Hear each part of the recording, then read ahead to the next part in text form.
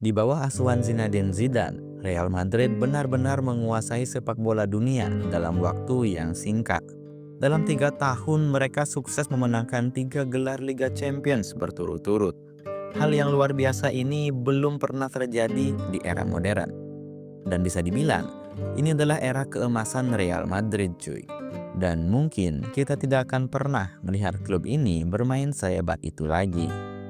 Tapi, bagaimana Zidane bisa membawa tim ini mencapai level tersebut?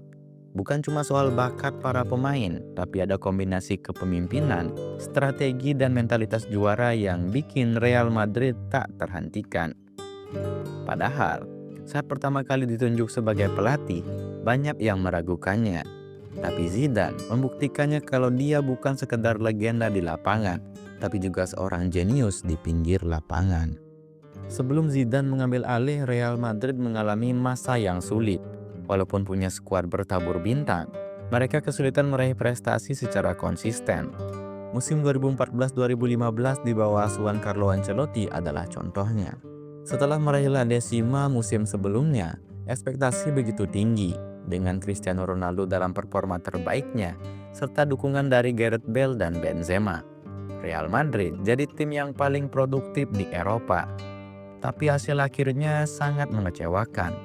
Mereka gagal juara La Liga, tersingkir di semifinal Liga Champions oleh Juventus, dan terhenti di babak awal Copa del Rey. Sementara itu, Barcelona justru meraih treble dengan trio Messi, Suarez, Neymar. Rasanya seperti Real Madrid kehilangan arah, cuy. Perubahan pun dilakukan. Ancelotti dipecat dan digantikan oleh Rafael Benitez.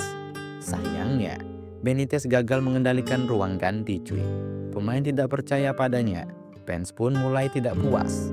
Di tengah kekacauan ini, Zidane diam-diam menimba ilmu sebagai pelatih Real Madrid Castilla. Siapa sangka, kesempatan besarnya datang lebih cepat dari yang diperkirakan. Setelah Real Madrid dipermalukan Barcelona 4-0 dalam laga El Clasico, manajemen tidak bisa lagi bersabar. Benitez langsung dipecat dan Zidane dipromosikan menjadi pelatih utama. Awalnya, banyak yang merasa ragu dengan Zidane. Zidane memang legenda sebagai pemain, tapi sebagai pelatih, dia masih sangat baru. Namun, keputusan ini ternyata adalah awal dari kisah yang luar biasa. Hal pertama yang dilakukan Zidane adalah mengembalikan kepercayaan diri para pemainnya, cuy. Dia juga menemukan formula yang pas untuk tim. Ini belakang dikokohkan dengan duet Ramos dan Pepe, sementara Marcelo dan Carvajal diberi kebebasan untuk menyerang dari sisi sayap. Di tengah, trio Modric, Kroos, Casemiro menjadi mesin penggerak tim. Casemiro menjaga keseimbangan pertahanan, Kroos mengatur tempo, dan Modric menjadi kreator serangan. Formasi ini bisa fleksibel, kadang 4-3-3 untuk memaksimalkan trio BBC, Bale, Benzema, dan Cristiano, atau 4-4-2 Diamond untuk dominasi penguasaan bola. Zidane juga punya pendekatan yang lebih manusiawi dalam melatih. Pemain merasa dihargai dan diberi kepercayaan, cuy. Ini terlihat jelas di lapangan, terutama saat tim menghadapi tekanan. Hasilnya langsung terasa. Real Madrid menang 12 laga beruntun di La Liga, walaupun akhirnya hanya finish di peringkat kedua. Tapi yang paling berkesan adalah Liga Champions. Setelah melewati babak 16 besar dengan mudah, tantangan besar datang di perempat final, cuy. Mereka kalah 0-2 dari Wolfsburg di leg pertama. Namun di leg kedua, Cristiano Ronaldo mencetak hat-trick dan membawa Madrid menang 3-0. Di semifinal, mereka mengalahkan Manchester City dengan skor tipis 1-0. Lalu di final, mereka menghadapi Atletico Madrid. Laga berlangsung ketat hingga akhirnya ditentukan lewat adu penalti. Ronaldo menjadi eksekutor terakhir dan memastikan gelar Liga Champions ke-11 untuk Real Madrid. Zidane yang baru 5 bulan melatih langsung mencatatkan namanya dalam sejarah. Di musim berikutnya, Zidane dan Madrid semakin menggila. Mereka memecahkan rekor 40 laga tak terkalahkan di semua kompetisi. Di La Liga, Madrid bersaing ketat dengan Barcelona hingga pekan terakhir. Kemenangan 2-0 atas Malaga memastikan gelar liga pertama mereka sejak tahun 2012. Tapi puncaknya ada di Liga Champions. Di final melawan Juventus, Madrid tampil luar biasa. Ronaldo mencetak 2 gol, Casemiro menyumbang 1 gol dan Marco Asensio melengkapi kemenangan 4-1. Real Madrid menjadi tim pertama yang mempertahankan gelar Liga Champions di era modern. Zidane menunjukkan bahwa ini bukan sekedar keberuntungan, tapi hasil dari kepemimpinannya yang luar biasa. Musim 2017-2018 menjadi puncak dari segalanya. Real Madrid berhasil meraih gelar Liga Champions ketiga secara beruntun setelah mengalahkan Liverpool 3-1 di final, cuy. Laga ini diingat karena cedera Mohamed Salah akibat benturan dengan Sergio Ramos, 2 blunder Pata Loris Karius, dan gol salto spektakuler dari Gareth Bale. Dengan kemenangan ini, Zidane menjadi pelatih pertama yang memenangkan 3 Liga Champions berturut-turut. Sebuah pencapaian yang mungkin tidak akan terulang dalam waktu dekat. Namun, di saat Madrid berada di puncak kejayaan, Zidane justru memilih mundur.